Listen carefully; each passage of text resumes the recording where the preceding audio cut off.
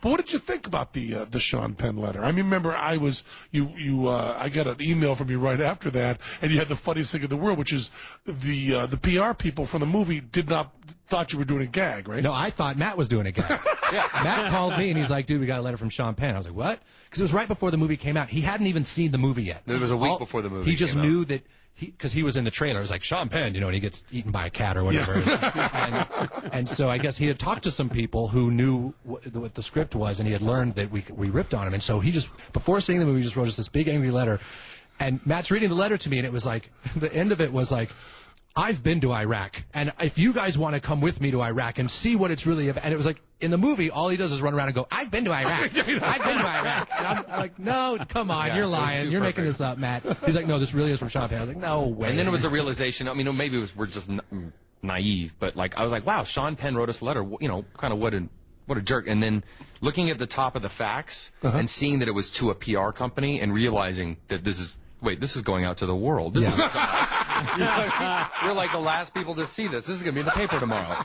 And then we sat down and we're like, okay, well, let's respond to it. Let's put a PR thing back out that makes fun of him. And we're like, I don't think we can make fun of him any better than he just did. It's post-satirical. It's like, it's satirical proof. It really was like bulletproof. Yeah. We did go out to a party that night, though, and we got drunk, and interviewed us, and we went off on Sean Penn. I don't know if they heard it.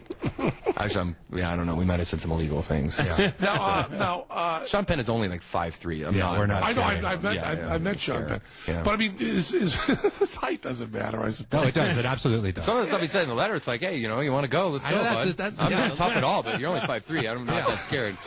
I'm the biggest wimp in the world. You are two of the taller people in show business. People always say that when we walk in. Like, people used to say it because, I don't know. We're not that tall. We're not you. You're not me. No. But I mean, people aren't used to someone who takes up a doorway. I mean, people are tiny. Right. I mean, when you see people like Tom Cruise and those guys. Yeah, well, actors and actresses are all super tiny. And the Stones, I believe I could bench press the Stones. Really? I think the heaviest Stone is 120 pounds. Wow. Yeah. I mean, they're tiny. Or have you seen like anybody in AC/DC next to a normal person? They look like they're from some weird little tribe. Like short There's a weird little tribe of rock and rollers, little tiny people running over. Now, I heard a rumor that Alec Baldwin wanted to do his own voice in the movie. Yeah, that is so true, actually. Yeah, he did. That is, and we had heard before he knew what it was about. Yeah, before he knew it was a big, but. We had heard from his people, and they said, Alec would love to do it. Great news. It was basically put it to us like, great news, Alec wants to do his own voice. And we said back, great news, we've already found someone who could do it better. Now, did you think that the reason it would take some of the sting out of it if he was doing his own voice? You just don't want to be too chummy. And we didn't. They want to be in on the joke. Yeah, they want to be in on the joke. Yeah. It's like, no, you can't be in on the joke. It's our joke. Yeah, well, that's so smart. I just don't think that a lot of people would have.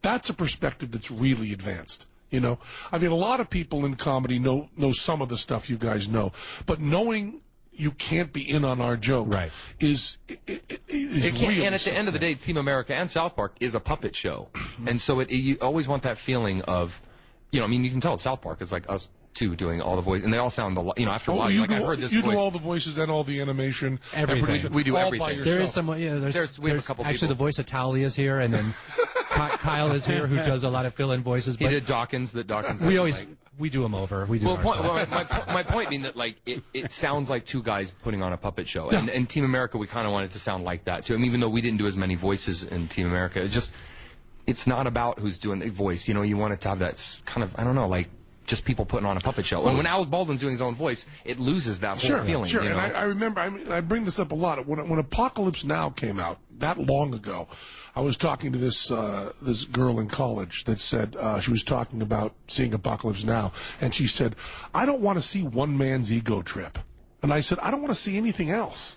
The more you have a committee involved, I mean, give it to me pure. I mean, I'm telling you, Apocalypto wasn't any good, but Mel Gibson, aren't you interested in what he's going to do next? He's like this crazy, radical, insane auteur at this point. The thing is that your depiction of Mel Gibson ended up being a documentary. Yeah, it's almost documentary. I mean, he really you tried is that to make him as crazy as you could, and he's crazy. He's crazy, and he has like $1 billion. I know. And he has $1 billion. Why? Because he hates Jews. Yes. That's why he got rich. Yeah, it's amazing. Because they wouldn't buy his movie, so he owned it all himself. If the Jews had liked him, he'd be much less rich. I mean, that's the important part. You know, he's good. He's bad guy. Totally fascinated with him. I'm totally fascinated with Mel Gibson because that same thing. I want to see a guy's movie that is that insane and that rich where he can pay for the whole thing. Yeah, that sounds like a really interesting movie. Yeah, my ideals in show business are, Sun Ra, David Allan Coe, Tiny Tim. Those three people came on the scene just saying, "I'm this crazy, America. Right. This is how crazy I am." And we've tried to name on this show before, and you should probably weigh in on this, who has been the most crazy for the longest in the American consciousness. Now, I'll give you a little hint. My winner is, I think, Little Richard. Little Richard exploded on the scene in 1958, crazier than just an outhouse rat. And right now, you can turn on the TV, and Little Richard is there, crazier than a rat. Doing Geico commercials. Yeah, exactly. Yeah, but crazy. Like a level of crazy you can't believe. Who would you put in that category? Wow, it's such a great question that I don't want to answer it right now because I want to be able to think about it. I don't know. Who's been crazy? It's an essay question. I mean, you guys you're not even on the stuff you do, like the hippest stuff you've done, like the Academy Awards going in drag and all that stuff. It's obviously smart people doing cool things. And when you really come right down to it, what I care about so much is just pure crazy, put it out all over the world. So you guys are just, too smart to be my ideal. We can't be Mel That's Gibson. True. We are too smart to be your ideal. I will agree with that. And that's what I loved about Siegfried and Roy. Siegfried and Roy, you'd show up and, I'd be wearing like jeans and a T-shirt for a press thing, and they'd be wearing yak. Right. You know what I mean? They just have this great level. So we have Trey Parker. We have Matt. I'm wrapping it up now. Trey Parker, Matt Stone. I'm Penn Jillette, Michael Godot. Two of the people that I think are the best writers going, funniest people around. I love you from South Park. Cool. Thank you. Bye-bye.